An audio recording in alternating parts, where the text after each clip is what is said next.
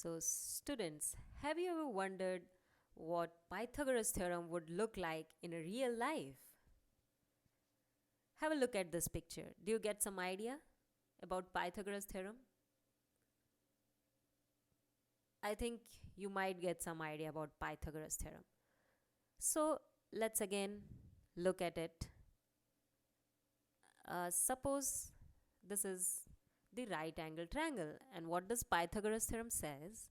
That hypotenuse square is equal to square of the other two sides. In a right angle triangle, the hypotenuse square is equal to the sum of the squares of other two sides. So first of all, let's take a right angle triangle with side A, B and C. So what is C square? What is C square? C square is nothing but, just a square is a square with a side C. C square is a square with a side C. So let's draw C square here. Okay. So this is C square. Okay. And similarly B square. Let's make B square.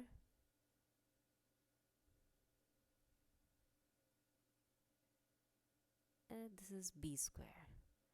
And this is A square.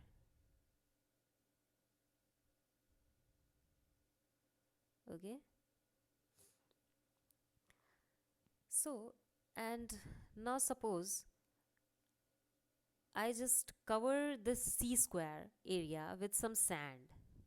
I'll cover this area with the sand. You can try this experiment, doing this experiment at your home. Cover this area with some sand.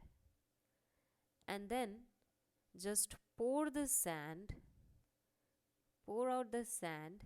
in some glass vessel.